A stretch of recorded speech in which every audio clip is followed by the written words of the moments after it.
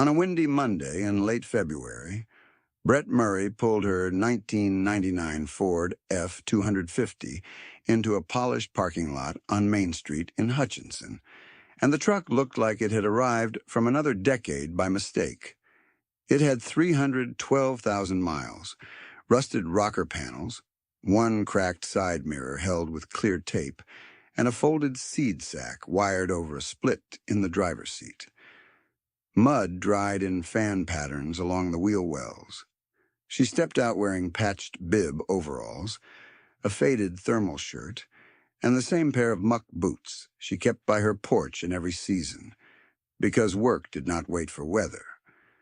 Inside, the office smelled like lemon polish and new carpet. Two bankers were already there in pressed shirts, one with a watch that flashed when he turned pages.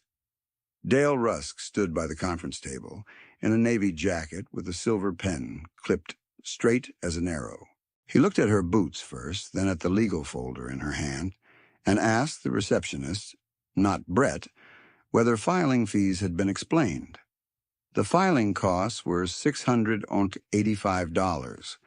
The smallest number in the room became the first test. Brett set her folder down, thanked the receptionist for the coffee, and sat without hurry. Nobody in that room knew that she farmed 1,140 acres, free and clear across Cloud and Reno counties, carried $2,480,000 in treasury ladders and cash equivalents, and had no operating debt. In coffee shops, from Concordia down through Reno County, she was still read as cash poor because she dressed for cattle gates and frozen hydrants, not for opinion. Appearance had done what appearance always does in farm country under stress. It turned a disciplined life into a rumor of hardship. Her discipline had started with arithmetic, not pride.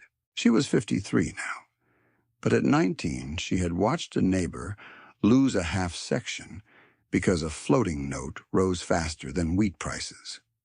The farm auction had no villains and no speeches, only numbers read out loud while good people stared at their boots. That morning settled into her like gravel in a fence post hole. She did not swear off borrowing in one dramatic moment. She learned slowly that debt could turn one dry season into 10 years of decisions made for you. At 22, she leased 160 dryland acres at $38 per acre and planted hard red winter wheat on ground everybody else called thin. Her gross that first year was $41,280. After seed, fuel, repairs, crop insurance, and rent, she cleared $9,740. She lived on less than half of that and saved the rest. She repeated the pattern. In year 2, her net was $12,130. In year 3, hail cut yield, and she netted only $5,920. But she did not borrow to fill the gap. She reduced expenses, delayed non-essential purchases, and kept moving. By the 4th season, she had enough to make her first land offer, not on prime irrigated circles, but on an 80-acre parcel with a bad fence line and a windmill that leaned. Purchase price was $52,000. She paid $31,000 down in cash and seller financed the balance at 5.0% for 4 years, then paid the note off 18 months early. The lesson was not that small deals are glamorous. The lesson was control. Once a field was paid for, weather could hurt income, but it could not repossess the dirt under her feet. The ledger that guided her life became plain and precise, year by year, with no dramatic language, only outcomes. 1998, 80 acres bought, $52,000, debt retired early. 2002, second parcel, 120 acres, $96,000 cash, after 2 years of saving and 1 machinery liquidation. 2006, quarter section in Cloud County, $184,000, half cash, and a short note, retired in 30 months. 2011, 320 acres from an estate sale, $448,000 cash after Treasury bill ladder matured. 2017, 300 acres adjoining, $615,000 split across cash, and maturing notes, cleared without refinancing. That sequence, repeated without interruption, built the current 1,140 acres owned outright. If you placed her numbers next to the conventional expansion model from the same years, the trade-offs were non-trivial and visible. A financed land package could add scale faster, but it also added fixed payments that did not care whether wheat was at $8.10 per bushel or $4.85.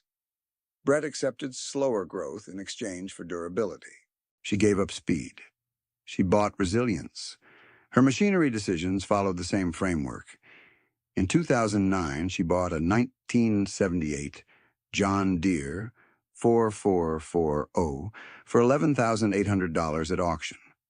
Paint faded, cab seals tired, meter showing 9,430 hours. She rebuilt what mattered with $4,260 in parts over 18 months. Hydraulic pump, injectors, wiring harness sections, seat suspension, rear main seal, and 2 remanufactured hydraulic couplers. Total all-in cost was $16,060. In the same season, the dealership promoted a replacement unit priced at $186,000, financed at 7.4%. 10-year amortization would have run about $2,206 per month, and roughly $78,720 in interest. The difference was not theoretical. It was cash that either stayed on her balance sheet or left it forever. She never treated equipment as a religion. If repair economics failed, she replaced. If repair economics worked, she repaired. That was the whole policy. She kept maintenance logs in pencil, dated and initialed, because memory drifts and numbers do not. Oil analysis every 250 hours, filters on schedule, coolant tested before first hard freeze. Her combine was older than many hired hands in the county, but breakdown hours per harvest stayed lower than the county average because neglect, not age, causes most expensive surprises. By the second week of April each year, she had already finalized cash flow for seed, fertilizer, fuel, and labor contingencies with a 15% buffer against input spikes. When input costs climbed from $412 per acre to $603 per acre over 4 seasons, she adjusted acreage mix, delayed one non-essential implement purchase, and preserved liquidity instead of reaching for a variable rate operating line. Neighbors who borrowed heavily were not reckless people. They were often skilled operators using the dominant playbook handed to them by lenders, dealers, and conference speakers. The prevailing consensus said scale first, refinance later, and trust yields to outrun interest. It worked until rain failed and rates climbed together. Her own household ran on a budget of $27,900 a year. Property tax on the home place, insurance, groceries, utilities, fuel for personal driving, clothing, church giving, and a modest repair reserve. No vacation property, no side-by-side toys, no lifestyle debt disguised as business necessity. She wore patched overalls because cloth still held. She kept one pair of Muck boots by the porch because they were functional. She drove the rusted truck because the engine still pulled and the transmission still shifted cleanly. The resulting tension between how she looked and what she owned grew wider every season. In Reno County cafes, people read that restraint as strain. In bank offices, clerks occasionally spoke to her as if she needed a co-signer. Brett rarely corrected them. She answered only what was asked in short lines, then went back to work. When someone pushed for a new note, she would say, "Show me total cost." If the math failed, the conversation ended. The water economy around her, meanwhile, was tightening in ways that made old habits dangerous. Ogallala allocations were being trimmed, district maintenance had been deferred too long, and reserve covenants were fraying under delinquent assessments. Underneath normal conversation about rainfall and basis spreads, a structural problem was forming. Water governance was about to become a balance sheet contest. That was why she was in Hutchinson that Monday, boots still carrying field mud, into a room built for polished shoes. A late neighbor's estate had left behind assessment certificates tied to Prairie Bend Water District. Most people in that office assumed she was there to ask what the paperwork meant. Brett had already computed what it could become. She listened while Dale Rusk framed the crisis as modernization, urgency, and no alternative. Then she opened her folder, laid out cleanly tabbed records, and began asking for chain of title dates, delinquency schedules, and transfer restrictions, one line at a time, like someone who had spent 3 decades proving that quiet arithmetic can outlast loud certainty. Dale Rusk smiled the way men smile when they believe procedure will protect them from surprise. His cufflinks flashed when he folded his hands, and the watch on his left wrist carried a face worth more than Brett had paid for her first 80 acres down payment. He answered her first 2 questions with practiced patience, then shifted to the tone he used with people he expected to hurry along. Chain of title was clear, he said.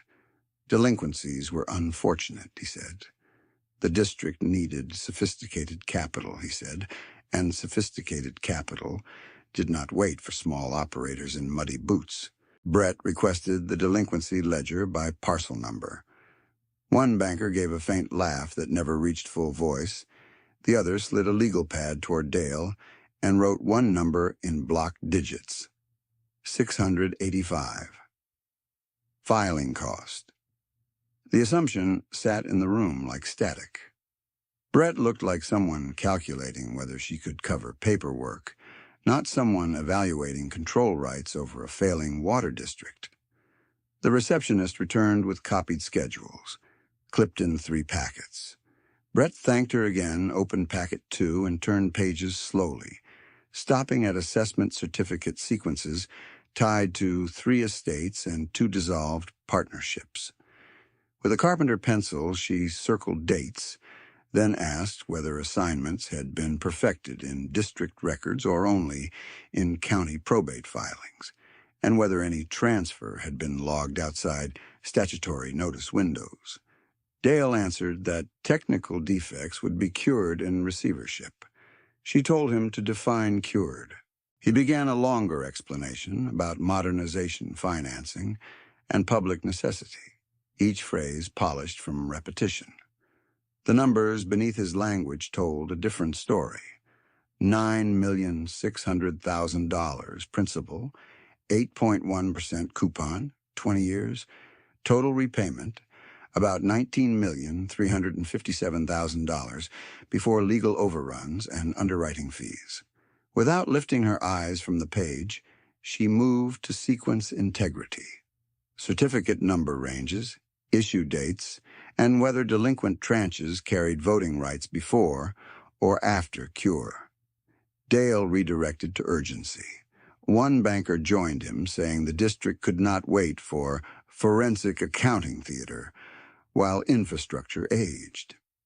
Brett ran a thumb under 2 clipped exhibits and asked which governing resolution authorized side letters on transfer constraints. Dale replied that all relevant authorizations were compliant with district council review. She marked that phrase and put a small X in the margin. Then came the question that changed the room, flat and precise. who held the side option on transfer rights if default triggered. Dale paused half a beat too long. Then he said the option holder was compliant with all statutes. That answer gave her what she needed.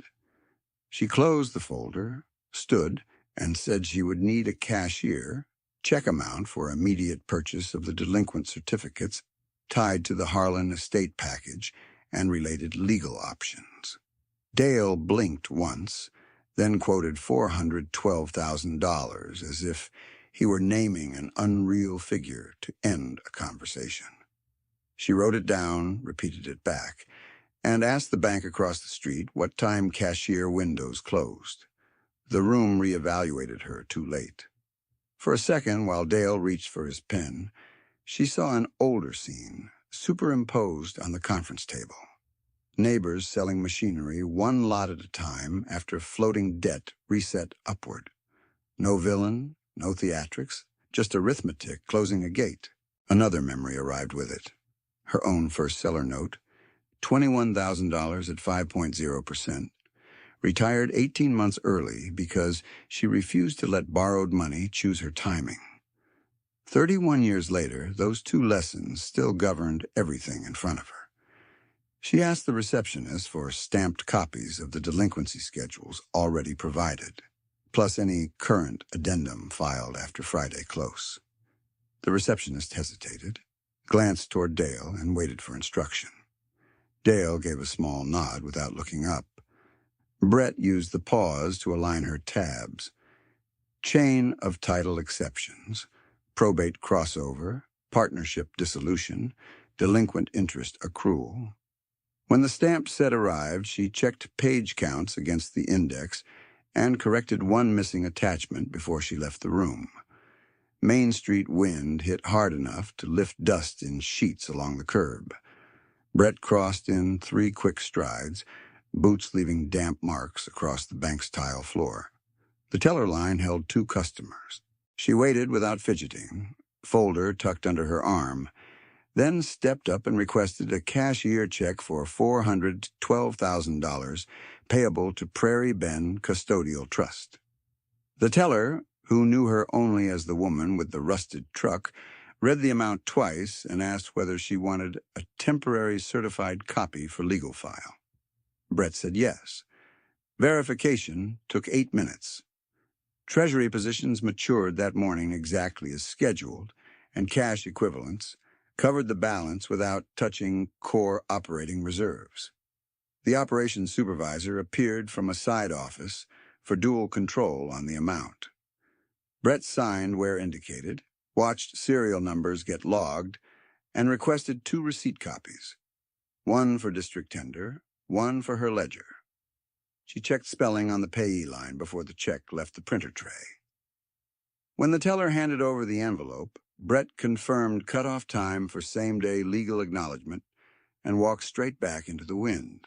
By the time she re-entered the conference room, Dale was explaining receivership timelines to the bankers with a marker in his hand and a whiteboard full of arrows. Interim authority, then financing window, then restructuring, he was saying. Brett set the sealed envelope beside packet 2, removed the cashier check, and placed it on top of the delinquency schedule, covering the Harlan sequence. She requested stamped acknowledgement of tender under district procedure. No speeches, no theater, just one legal move executed at full amount. The banker nearest the door leaned forward to read the check, then leaned back as if distance might change the number. Dale capped the marker and asked whether she understood that acquiring delinquent certificates did not automatically grant immediate governance control. Brett replied that she understood exactly what each tranche did and did not convey, and that she was tendering on package terms he had quoted moments earlier. She asked him to state on record whether tender would be accepted or refused. He reached for delay. Council review is prudent when transfers touch distressed municipal interfaces. Council review can follow stamped receipt, she said. Tender is present. The receptionist brought in a metal date stamp, ink pad, and acknowledgement form. Dale read the form line by line, buying seconds. Brett waited with both hands flat on the table, eyes on the signature block. One banker checked his watch, then his phone, then the check again. The other moved the legal pad so the written 685 sat partially hidden under his sleeve. Dale signed receipt with controlled pen pressure and said the district still needed professional financing. Brett replied with 7 words. It needs clean books before new debt. Silence settled hard enough that hallway sounds became audible. The copier cycling, a phone at reception, traffic drifting past the old windows. Dale passed the signed acknowledgement across the table. Brett compared the tender amount, date, payee, and packet reference, then asked for the district file number to be written at top right. He complied. She initialed her side, requested 1 copy immediately, and waited while the receptionist ran it through the copier. The filing fee was still $685. It had become irrelevant. With the copy in hand, Brett sat back down instead of leaving. She turned to the delinquency ledger and asked in the same level tone whether additional certificate blocks tied to the 2 dissolved partnerships had pending cure notices or were merely marked unresolved. Dale said unresolved status remained subject to interpretation. Brett asked which interpretation his office intended to advance if a third-party buyer tendered before receivership filing. He said that depended on court posture. She asked for the anticipated filing date window. He declined to specify. One banker attempted a softer route. Brett, this is a lot of paper for one afternoon. Maybe we should set a follow-up and let counsel circulate memos. She answered without edge. I'm fine with memos. I'm not fine with ambiguity in transfer constraints. She tapped a circled line item. This assignment was notarized after the decedent date, but before probate closure. Either you treat it valid, pending cure, or you challenge it. Which? Dale rubbed the bridge of his nose and said their position would be disclosed in formal notice. Brett marked another X. Then formal notice can include whether option side rights ride with delinquent principal or remain segregated at trigger. I asked that once already. The receptionist returned with copied acknowledgement and a fresh pot of coffee no one touched. Brett slid her copy into a plastic sleeve, then stood. She listed 3 requests before close of business: certified copy of district transfer policy, written confirmation of how delinquent voting rights are tabulated pre-receivership, and full schedule of any side option instruments referenced in counsel opinion letters. Dale said those requests should be submitted in writing. She nodded, tore a sheet from her legal pad, printed each request in block letters, signed and dated it, and handed it across. The banker by the window tried one last optic, voice casual and loud enough for the hall. You planning to finance the rest of this modernization too? Brett tucked the carpenter pencil behind her ear. I'm planning to read every number before anyone borrows against my water. The answer landed without drama, which made it harder to dismiss. She left the office as the afternoon light flattened across parked cars. The 1999 Ford started on the second turn, as it usually did in cold wind, and the seed sack on the driver's seat shifted when she pulled onto Main. At the first stop sign, she opened her folder, checked that the stamped tender and receipt copies were separate, then closed it again before driving on. Behind her, a polished room recalculated what it had mistaken for poverty. Ahead of her, the next certificate blocks were already marked by parcel number, amount due, and legal defects to cure, each line waiting for the same method that had carried her from thin leased ground to 1,140 acres unencumbered. Patient arithmetic, paid in cash, one decision at a time. At the first county line sign north of Hutchinson, Brett eased the truck onto the shoulder, set the hazard lights, and opened the folder one more time. Wind pushed at the door hard enough to make it creak. She checked the stamped receipt, checked the district file number, checked the serial on the cashier check copy, and then wrote 3 lines on the back page of her legal pad. Harlan package tendered $412,000. Receipt stamped 3:42 afternoon. Request letters delivered by hand. She drove the rest of the way home in silence, headlights catching dust and wheat stubble. By the time she set coffee on her kitchen table, she had already moved the district purchase into the same ledger system that had governed everything else in her life: land, equipment, treasury bills, tax payments, household expenses, district certificates. One book, one method, no drama.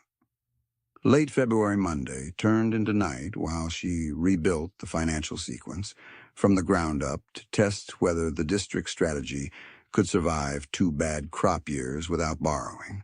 Her columns were old-fashioned, but the framework was sophisticated: operating income under stress pricing, guaranteed obligations, seasonal liquidity, and reserve floors that could not be crossed. She treated water certificates the same way she treated farmland, as long-duration control assets, with policy leverage attached. She pulled the 5-year operating tabs to verify the model against what had actually happened, not what anyone wished had happened. Her progression had never depended on one giant harvest. It had depended on repetition. In 2018, with 1,140 acres and 980 cropped to wheat, average yield came in at 58 bushels per acre. Weighted sale price was $5.21 per bushel on 41,944 bushels sold, grossing $218,028 from wheat sales on owned acres, plus $84,600 from custom planting work and $63,400 from hay and grazing leases. Total farm gross was $366,028. Total farm expense was $214,970, including fuel, fertilizer, insurance, taxes, repairs, and seasonal labor. Net farm cash flow before income tax was $151,058. She paid $26,440 in combined tax, kept household costs at $27,900, and added $96,718 to cash reserves. In 2019, spring moisture helped. Yield rose to 63 bushels on 1,010 cropped acres. She forward contracted 55% at $5.48 and sold the balance at an average $5.32, taking wheat gross to $338,411. Custom work and lease income added $122,300. Total gross reached $460,711. Input costs were rising, but she had pre-bought fertilizer and diesel in winter at lower rates, so total expense closed at $246,880. Net before tax was $213,831. After taxes and household spending, she retained $142,900. She split that retention into 2 buckets: $90,000 into 13-week and 26-week Treasury bills, $52,900 into a cash account marked District Opportunity. In 2020, pandemic supply shocks hit parts, fuel, and freight. Yield slipped to 55 bushels, and spot wheat pricing swung hard month to month. She locked a floor on 60% of expected production and accepted less upside in exchange for certainty. Gross came in at $402,907. Expense climbed to $268,114. Net before tax, $134,793. She kept living costs unchanged at $27,900 anyway, paid tax, and still added $72,000 to short-term government paper because rates were low, but liquidity still had value. In 2021, drought started biting. Yield dropped to 47 bushels. Input cost per acre moved higher again. She reduced high fertilizer acres, shifted a block into lower input rotational ground, and avoided a financing line that was being marketed as flexible operating support. Gross was $351,220. Expense was $247,940. Net before tax was $103,280. Retained after tax and household expense was $48,600. Small by her standards, but positive and debt-free. In 2022, she had one of the hardest planning seasons of her career. Input costs touched $603 per acre on projected high-intensity wheat ground. Instead of chasing volume, she recalibrated to margin protection. Cropped acres decreased. Working capital stayed intact. Gross was $329,770. Expense was $236,100. Net before tax was $93,670. Treasury ladder income added $41,200 as rates climbed, giving her a combined pre-tax inflow of $134,870. She kept the same household number again. That consistency mattered. By the first week of March the following year, she had built liquid reserves back to $2,480,000 across cash equivalents and Treasury maturities staggered at 4-week intervals, each maturity date aligned to input purchase windows, tax deadlines, and potential district tenders. She did not guess at timing. She engineered timing. The district sequence started immediately after the Hutchinson tender, and she tracked it like a second crop. Late February Monday, tender 1, $412,000, Harlan package and attached options, paid cash. Outstanding liquid reserves after settlement, $2,068,000. Yield stress model still passed, with no borrowing required. Second week of April, 6 weeks later, tender 2, $287,000 for delinquent partnership certificates whose heirs wanted final settlement before probate closure. New reserve level, $1,781,000. Treasury maturities in the next 90 days, $420,000. Third week of May, another 5 weeks on, tender 3, $163,000 for a small block that had sat unresolved because filing errors scared buyers. She paid after-title cure costs and still held $1,618,000 liquid. Early July, same summer, tender 4, $94,000 for scattered tranches nobody thought mattered. They mattered because votes were attached. By then, she had built 43.9% certificate control against total district certificates valued at approximately $2,177,700. Every step was documented, receipted, and legally perfected. Word of that percentage moved faster than formal notices, and the coming hearing shifted from routine calendar item to open contest between polished certainty and farm book arithmetic. The contrast around her sharpened too, and it was never about intelligence. It was about framework. Farmers she respected made rational decisions inside a different model, one that assumed stable rain, moderate rates, and enough yield to carry fixed payments. When those assumptions failed together, the same skill that built their operations could not outrun math. Nolan Price had farmed with discipline for years and had a reputation for clean fields and on-time deliveries. In the expansion cycle, he leased 640 additional acres and financed pivot infrastructure with a $1,140,000 note at 6.2%, expecting irrigation stability to carry output through dry periods. His original payment schedule looked manageable against projected cash flow. Then rates reset and terms tightened. By the time restructuring offers arrived, his monthly obligation hit $11,980, while fuel and fertilizer climbed. He was not reckless. He was overexposed when weather and credit turned against him at the same time.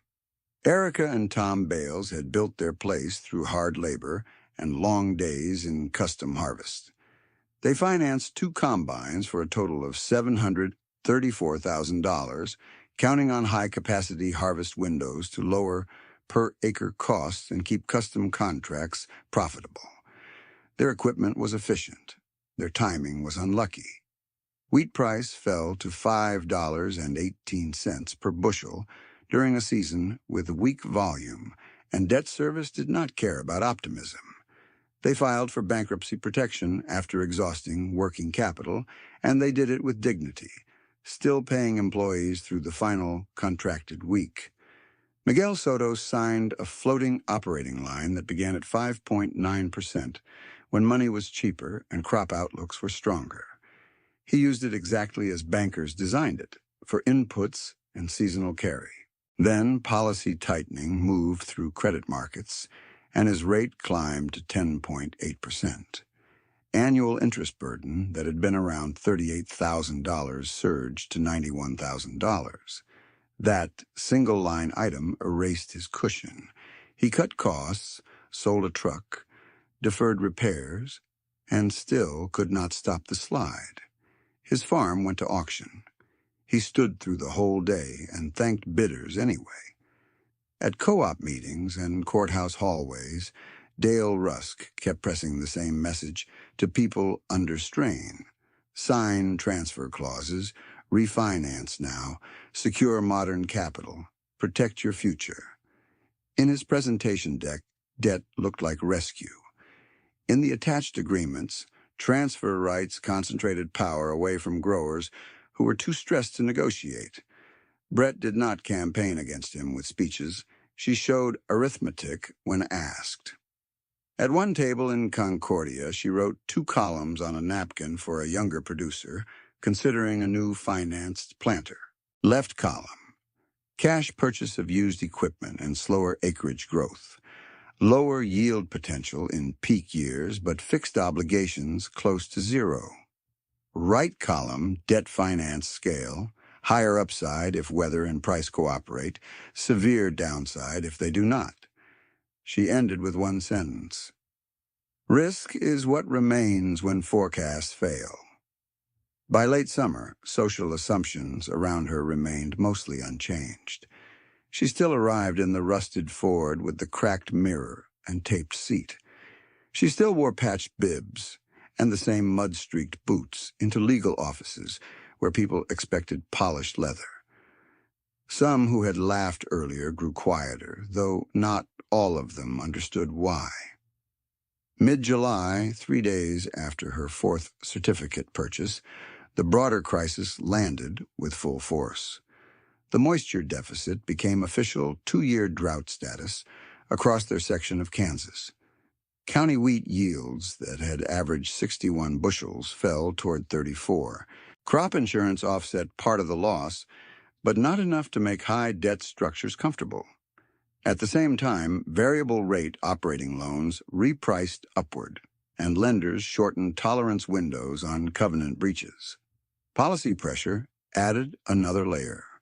Ogallala allocation adjustments reduced allowable draws. District maintenance backlogs caused distribution losses that wasted scarce water even when pumps ran. Prairie Bend reserve covenants were already broken from deferred work and delinquent assessments. Receivership language moved from threat to paperwork. Brett responded the way she always had, With stage decisions, she froze all non-essential capital spending for one season. She locked fuel contracts in smaller tranches to avoid peak pricing. She prioritized fields with better moisture profile and left poorer margins uncropped where economics no longer worked. Most important, she had no monthly debt service, demanding cash in a bad quarter. No bank call could force an asset sale on a schedule set by someone else. Her internal stress model assumed 34 bushel yield and $5.20 wheat. At that level, gross on 980 acres would tighten brutally. Yet without term debt payments, she could absorb low-margin seasons using reserve income and treasury maturities while preserving land ownership and district strategy. That was the difference that debt made, not comfort, survival. Nolan could not carry 640 leased acres under the reset payment structure and surrendered those leases to stop deeper loss. Erica and Tom sold one finance machine under court supervision and negotiated out of the second through structured settlement. Miguel watched his quarter section sell in parcels, then moved into rented housing near family, while he searched for custom works. None of them failed from laziness. They were caught in a multifaceted squeeze where rain, rates, and rigid payments moved against them together. In Hutchinson, Dale filed harder, asking the court to move quickly on receivership and bond authorization. His proposed emergency package remained $9,600,000 at 8.1% over 20 years, with repayment obligations that would push total cost near $19,357,000 before overrun risk. His side agreements still positioned transfer rights for private gain after default. He called it modernization. Brett called it permanent extraction. By the second week of October, she had purchased the last small distressed block available that year and updated her percentage to 43.9 with documentary proof stacked by date, parcel, and signature. She closed the ledger after midnight, set the carpenter pencil beside the coffee cup ring that never washed out of that table, and wrote one line at the bottom of the page: hold cash, hold ground, hold votes. The drought had removed illusion from everyone. The next phase would remove it from the district. She tore the sheet from the legal pad, slid it under the ledger clip, and reached for the lamp chain when her phone lit with a Hutchinson number she already knew. Mara Ellison did not waste words. I have a cellar for the orchard block. Jensen family. Full assignment if you close by noon tomorrow. Price is $226,500. Brett looked back at her line on the page. Hold cash, hold ground, hold votes. Then opened the Treasury schedule she had already printed for morning reconciliations. A 26-week bill matured at 9 before noon settlement windows. Proceeds after tax withholding would cover the full amount, with $3,410 to spare. Send the assignment draft, she said. It changes control, Mara said. You understand that. I do. She slept 4 hours, woke before dawn, fed cattle, and drove south with the same mud still dried on her boots. At 10:17, she signed the Jensen assignment in a side office above an insurance agency in Concordia, initialed each page, and tendered $226,500 by same-day wire. By 11:03, the transfer acknowledgement was time-stamped into Prairie Bend District records. Control moved from 43.9% to 54.3% in one filing. No one in Reno County coffee shops saw the filing. They saw her at noon buying bolts and hydraulic hose, overalls stained at the knees, counting exact change from a worn envelope. By the last Thursday of November, the district hearing calendar had her name listed as petitioning certificate majority holder under Insolvency Charter Clause 7. The hearing room in Hutchinson was full before the clerk called the case. Dale Rusk arrived with two lenders, a municipal finance consultant, and binders printed on glossy stock with tabs marked Modernization, Resilience, and Emergency Authority. His petition asked for immediate receivership and approval to place a $9,600,000 bond at 8.1% across 20 years. The annual debt service in his own worksheet was $985,214 before legal contingencies. Spread across roughly 15,600 assessed acres, the charge penciled out to $63.15 per acre each year. Brett arrived carrying two banker boxes, a canvas folder, and one insulated coffee bottle. Same truck, same boots, same pace. When the clerk asked for proof of cure capacity before argument, Rusk's consultant objected that her petition relied on aspirational private liquidity. Judge Harriet Cole overruled and asked for documents. Mara stood, passed up certified exhibits, and read the key line into record.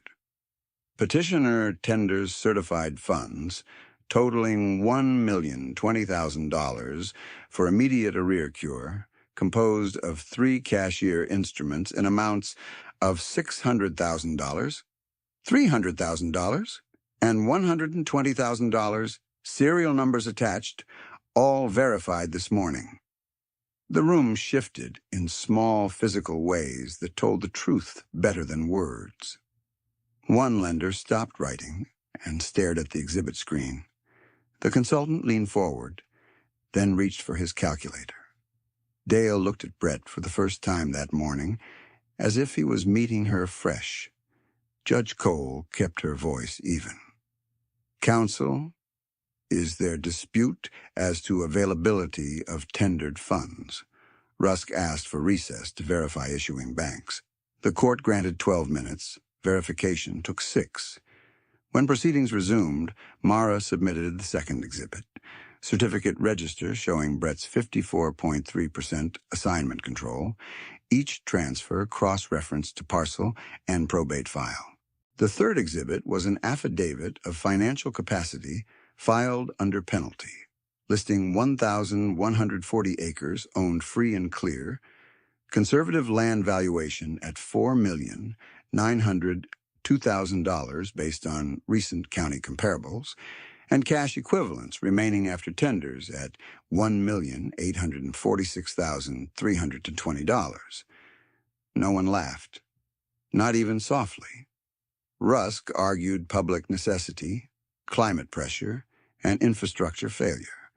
He argued speed. He argued professional management. He did not argue numbers successfully, because numbers had already been placed in sequence against his package. Brett's plan capped temporary acreage fees at $18, used current district cash flow plus arrear cure to begin phased repairs, and prohibited variable rate borrowing unless 2 supermajority member votes approved it in separate sessions 30 days apart. Judge Cole ruled from the bench. Majority certificate control was valid. Insolvency restructuring election could proceed under charter. Receivership petition denied. Transfer option instruments contingent on default were terminated as moot by cure. The bond package went to member vote that evening and failed 61 to 39. The wealth reveal that had been whispered about for months ended up being procedural, stamped, and public record. The woman everyone had read as broke had walked in with lawful majority control, certified funds over $1 million, and a debt-free balance sheet stronger than every polished projection at the front table. 3 days passed before the first request for help reached her kitchen phone. Nolan Price asked if she would review his restructured draft before he signed. He arrived with a folder so worn the corners had gone white, sat at her table and said, "I do not need rescue. I need terms that do not kill us in a dry year." She nodded once and ran his numbers line by line. His remaining secured obligations after lease surrender were $412,000 at blended rates above 9%, with annual payments near $72,000. Under his current yield profile, one weak crop would push him negative again. Brett offered a fixed payment template she had built for district members. Refinance only hard assets, no floating notes, payment ceiling tied to 5-year low-yield gross, not average gross. She put in $110,000 from the new bridge pool as zero-interest subordinate capital. 5-year term, no payment first, 12 months, then $22,000 per year. Nolan's bank reworked the senior piece to fixed 5.6% over 12 years with annual payment $39,800. Combined annual burden dropped from roughly $72,000 to $61,800 immediately, then to $39,800 after bridge retirement. He kept 320 owned acres and stopped the bleed. By mid-December, Erica and Tom Bales came in after dark, still in harvest jackets, carrying court papers from their bankruptcy closeout. They needed equipment to earn without stepping back onto financed retail lots. Brett drove with them to 2 auctions and 1 retirement sale. They purchased a used combine, grain header, and support truck package for $308,000 total, which was 42 cents on comparable retail replacement. Brett funded $68,000 as zero-interest bridge, paid directly to sellers at closing. Erica and Tom financed the remaining $240,000 on fixed terms, backed by signed custom contracts already in hand. Their first-year gross in the new partnership came to $486,000, netting $118,000 after fuel, labor, insurance, and repairs. No revolving debt, no teaser rates. Their second season improved further when repair costs normalized. Miguel Soto did not ask for anything at first. He came to the district office once to pay his water assessment on rented ground and left before meetings started. Brett visited him instead. She had already located the 160-acre quarter that had sold out of his family through auction sequencing. Market value had risen to around $380,000, but the lenders still carried historical principal records.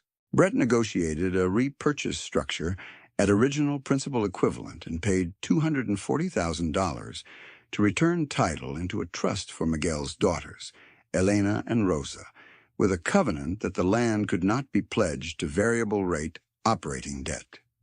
Miguel signed the stewardship clause with both hands shaking, and then sat in silence for a long minute before he thanked her. That winter she formalized the generosity, so it did not depend on mood or memory. Prairie Bend Recovery Fund opened with $600,000 dedicated to 9 young producers under zero-interest bridge terms. The rules were simple and public. Funds could cover down payments, repair backlogs, or rate conversion costs, never lifestyle spending. Recipients had to submit quarterly ledgers. Each recipient, once stable, had to help the next farm with either mentorship hours or a 1% annual contribution for 3 years. She also created a $1,200,000 endowment restricted to pump upgrades and leak reduction, administered through district governance with annual independent audit. Access required 1 extra covenant, written in plain language at the bottom of each grant letter. When your farm is stable, help the next farm stay on the land. If you map those commitments together, her direct outflow in 18 months was $2,040,000 between a rear cure beyond recoverable district assets, bridge loans, the Soto land restoration, and the endowment corpus. She did not spend it as charity theater. She spent it as balance sheet design, converting private liquidity into lower system fragility. The deeper examinations sat in her ledgers, and Mara made sure it entered formal district minutes so no one could call the turnaround luck. Year 1 under restructuring. District operating revenue, $1,486,000. Operating expense, $1,202,000. Capital repair cash, spend $724,000.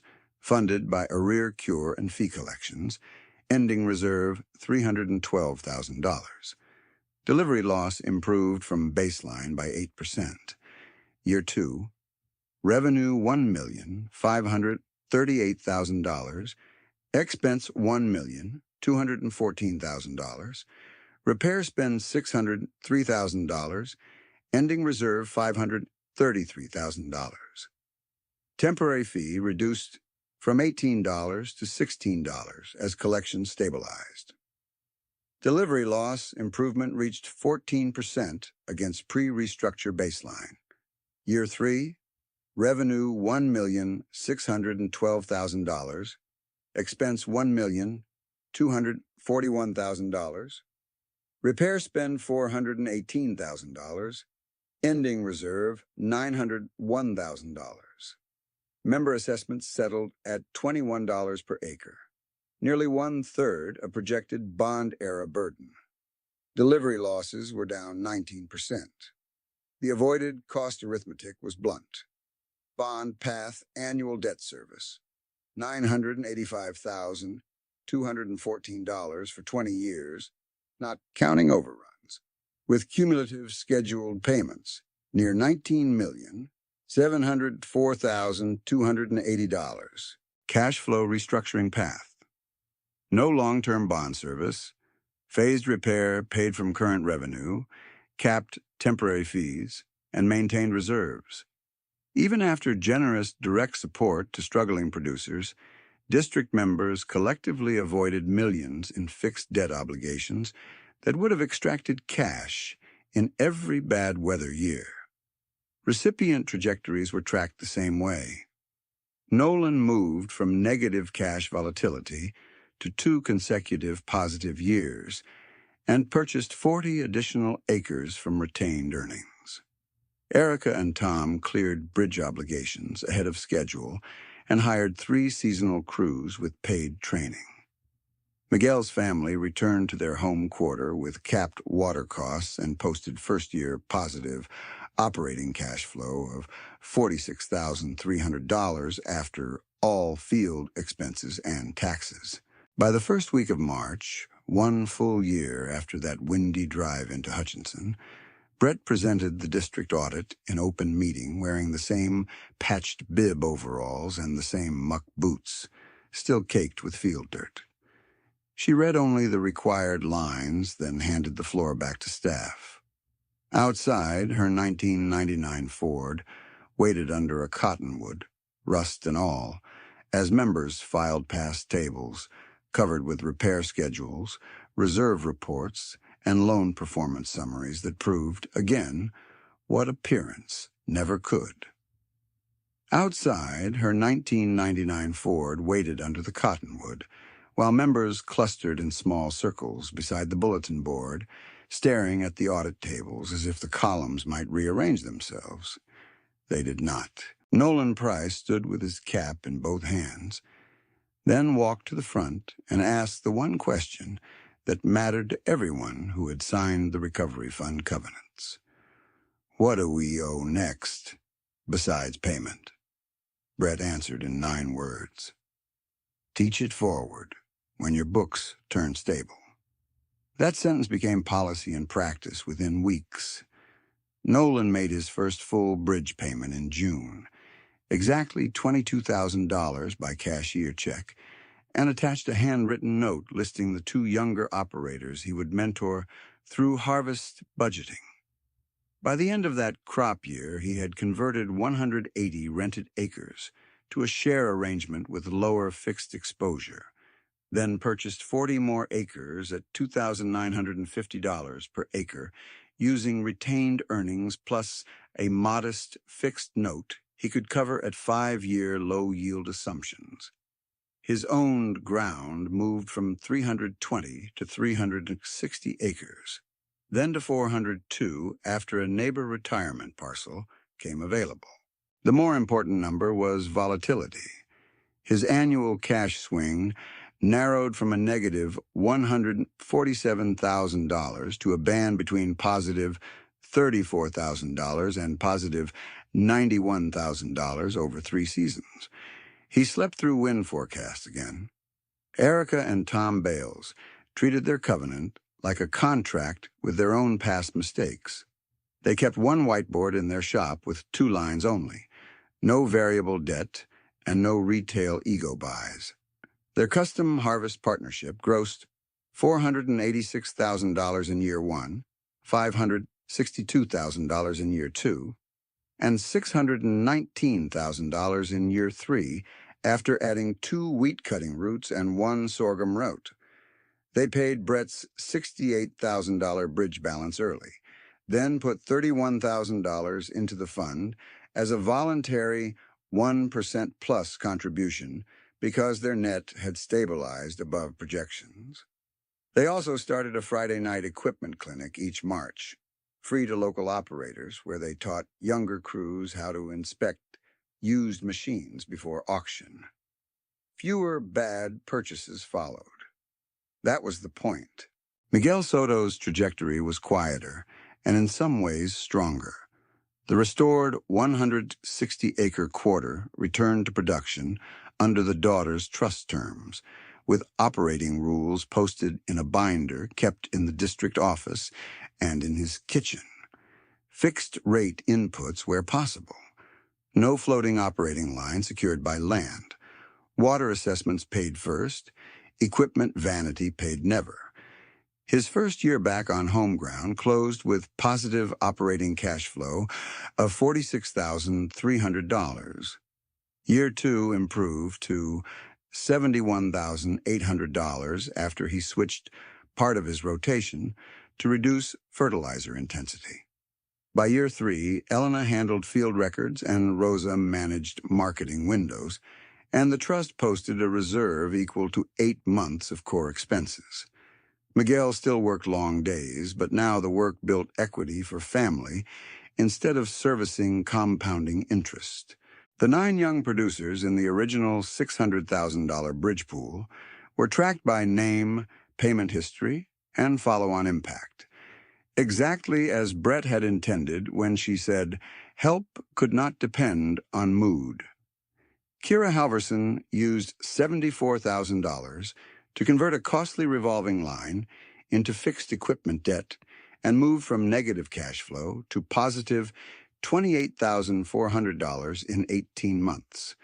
Benji and Claire Duval used $92,000 to rehabilitate 2 neglected pivots and cut pumping loss enough to save an estimated $19,700 per season.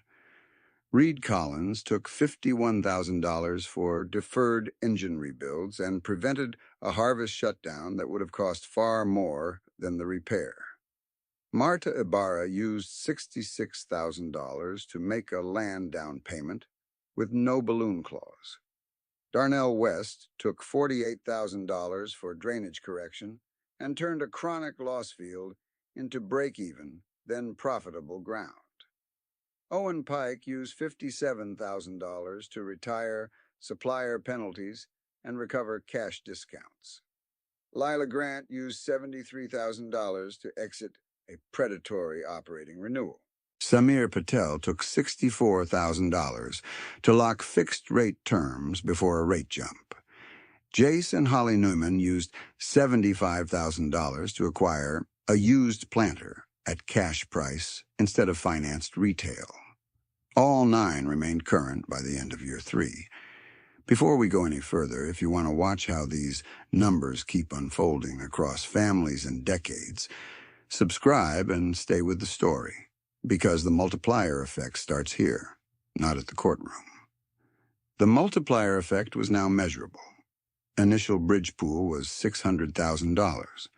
Repayments and covenant contributions returned $417,000 by the end of year 3. Those recycled funds, plus district-administered matching support, financed 11 additional bridge actions, totaling $535,000 without new borrowing. In plain terms, Brett's original pool helped 20 farms instead of 9. Those 20 farms collectively operated 6,420 acres. At a conservative average land value of $3,100 per acre, that was $19,902,000 in productive ground, stabilized by one design choice: keep debt service survivable in bad years. By late April of the fourth restructuring year, Prairie Bend's leak reduction endowment had funded 14 pump-and-line projects totaling $1,038,000, with independent audit variance under 1%. Delivery losses improved another step, reaching 22% below pre-restructure baseline. Temporary fee caps held, reserve targets held. No emergency borrowing motions reached the board floor.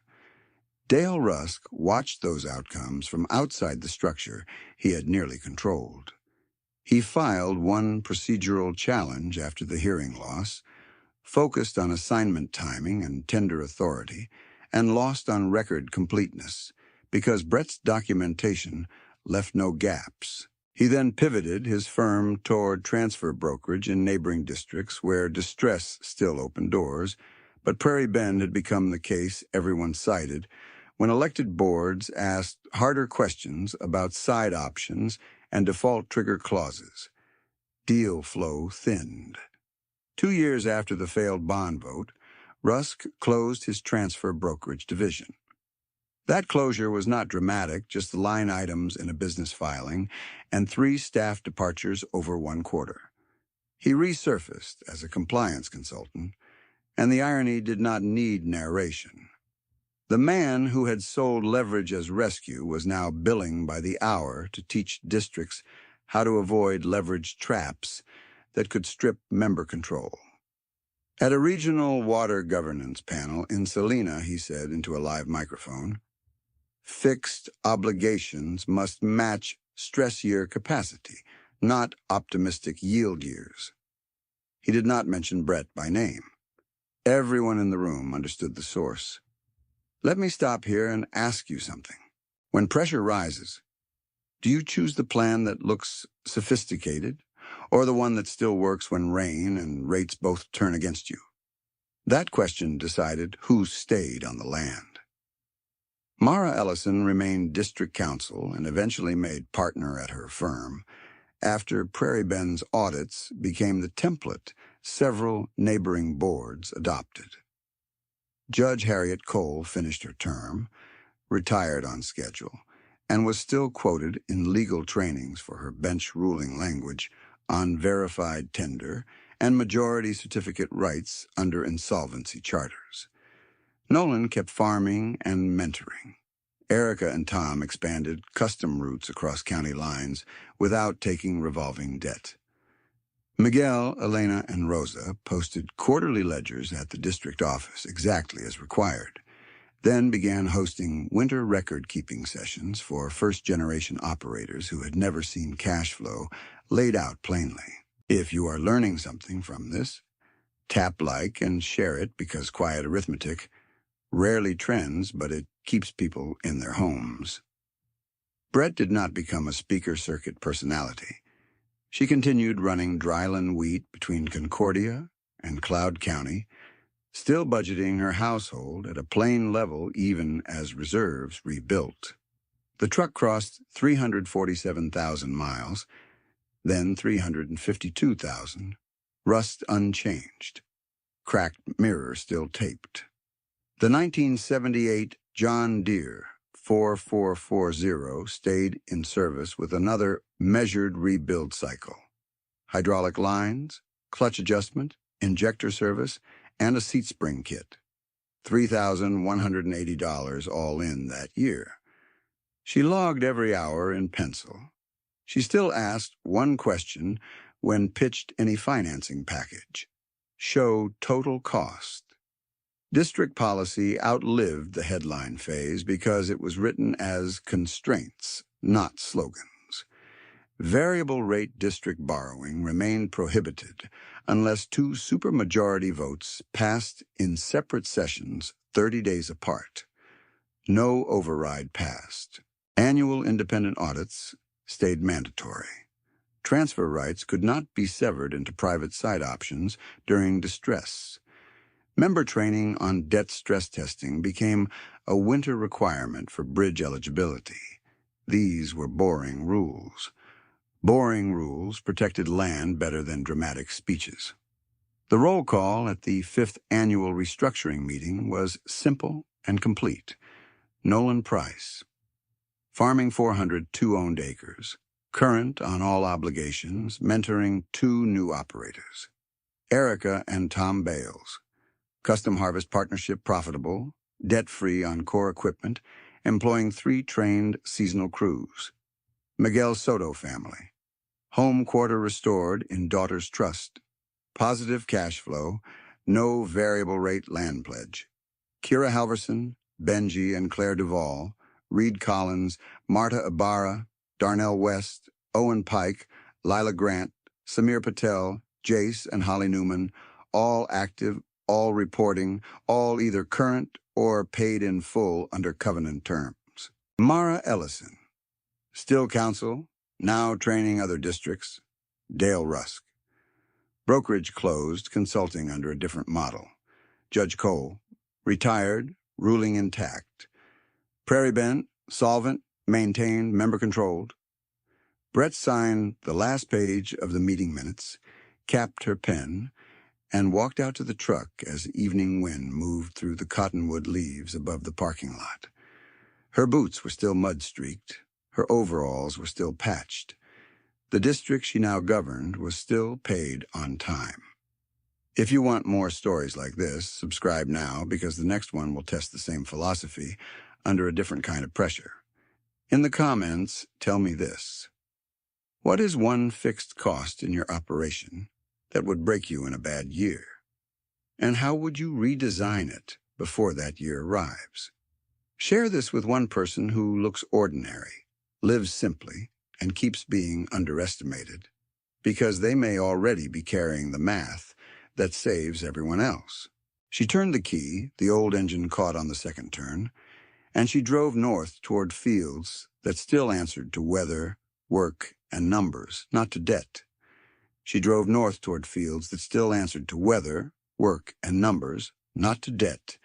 And by the time she reached her yard, the porch light had gone amber against a hard March wind.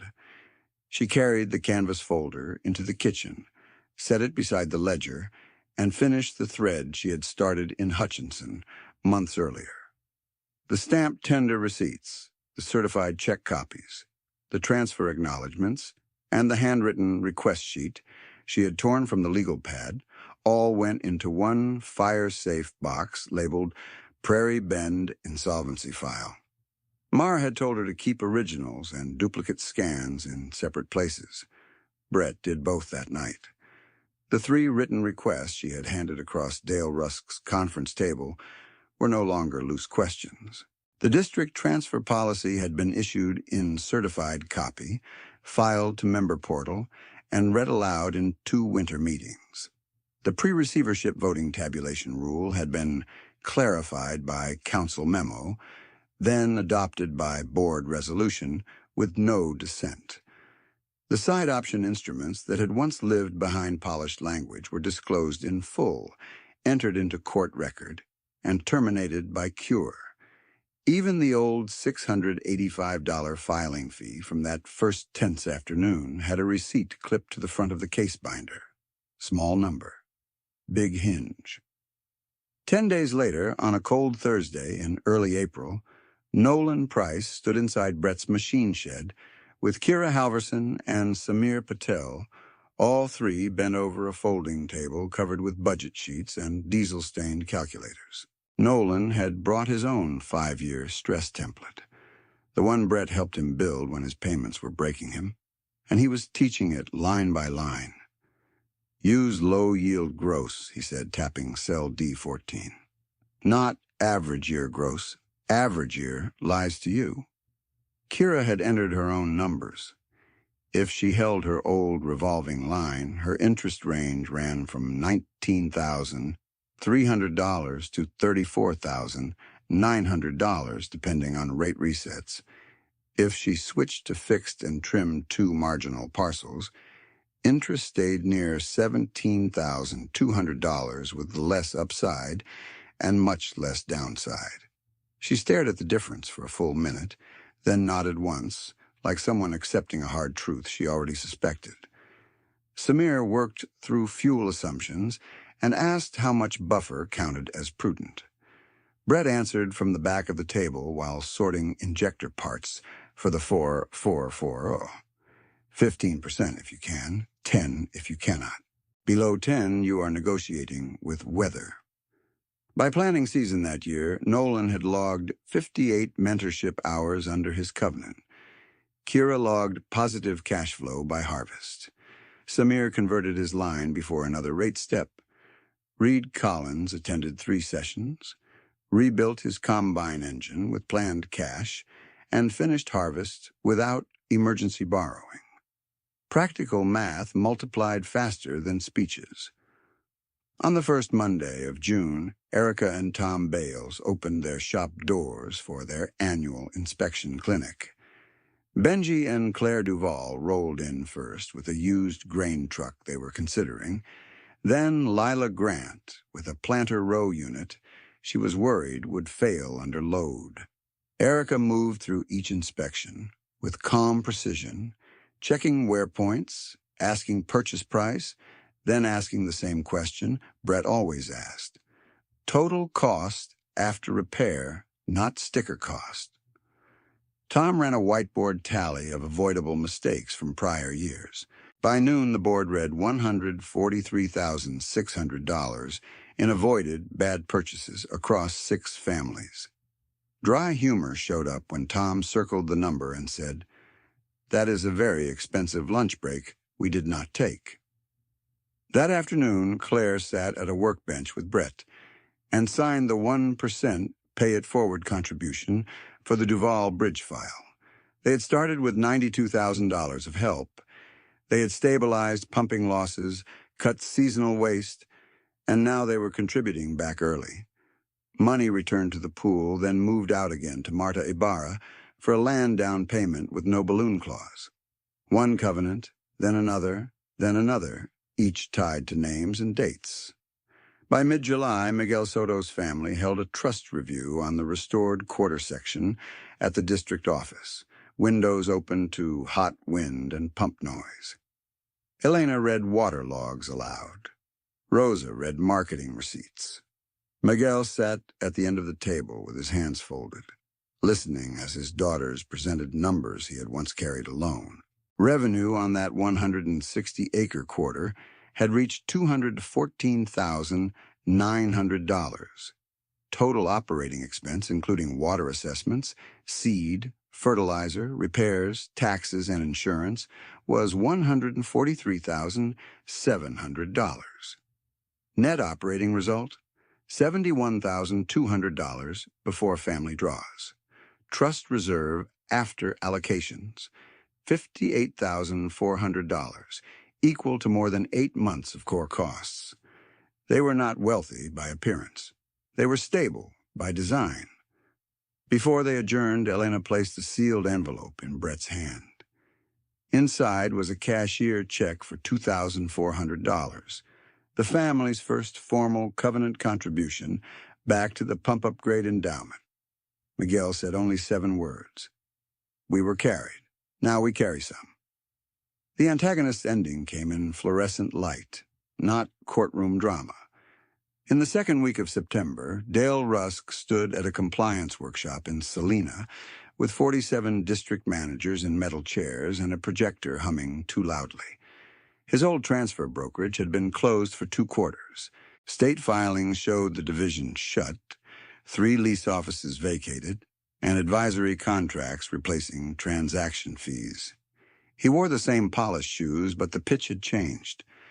A manager from western Kansas asked him whether distressed transfer options were still a viable modernization strategy. Dale looked at his notes, then set them aside. Only if you want litigation risk and member revolt, he said.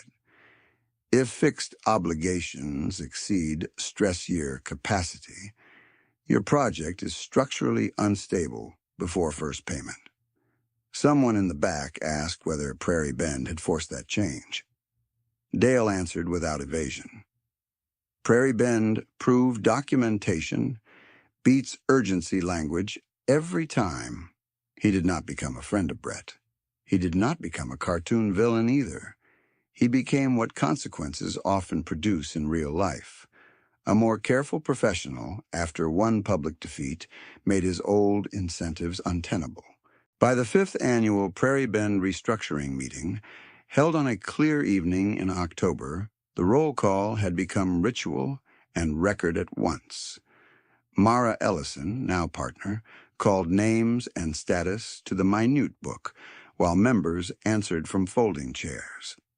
Nolan Price, 402 owned acres, current on all notes, bridge paid in full, mentorship complete for 2 new operators and ongoing for 1.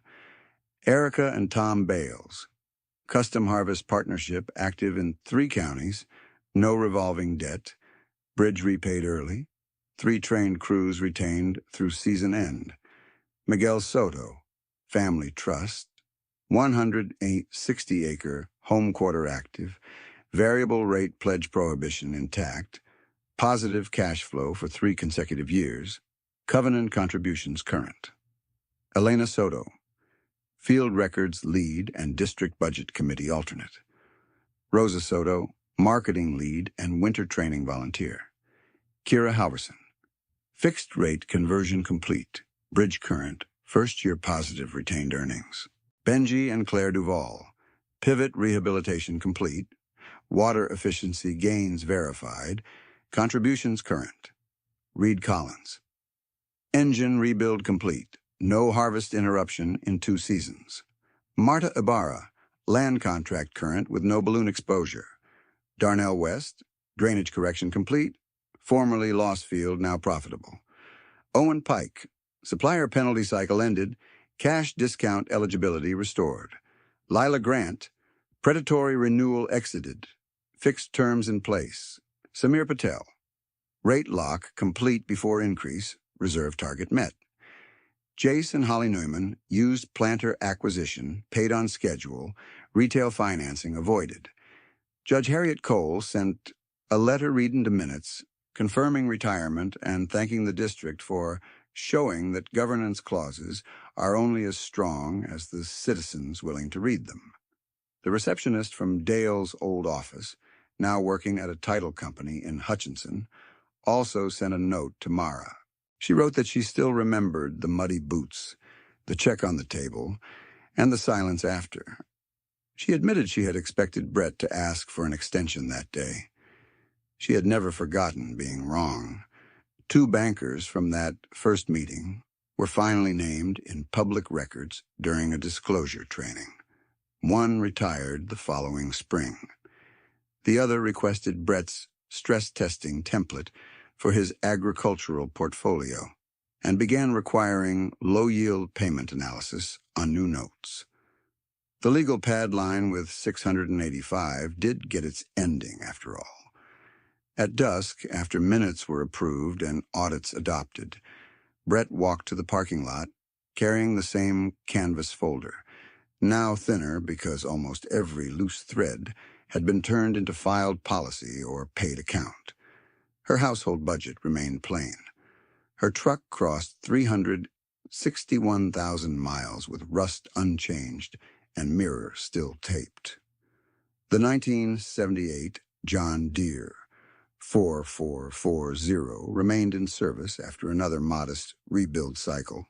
Total $3,180 logged in pencil. Prairie Bend remained solvent, member-controlled, and debt-constrained by rule instead of hope. She did not own the weather. No one did. A dry year could still cut yields and tighten tempers by August. But she had shifted who owned the decisions when hard years arrived, and that distinction kept families in place. The final district report that Winter carried one line underlined twice. Projected 20-year bond burden avoided. Approximately $19,704,280 before overruns. Beneath it sat a second line. Direct private and district reinvestment deployed, $2,040,000, with recycled bridge capital supporting 20 farms and stabilizing 6,420 acres. Arithmetic, then consequence.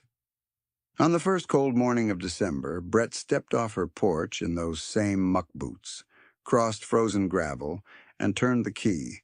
The old engine caught on the second turn. She let it idle, checked the mirror held by clear tape, and drove toward wheat ground wearing patched overalls that still did their job. People who only saw the truck would still misread her. The books told the truth anyway.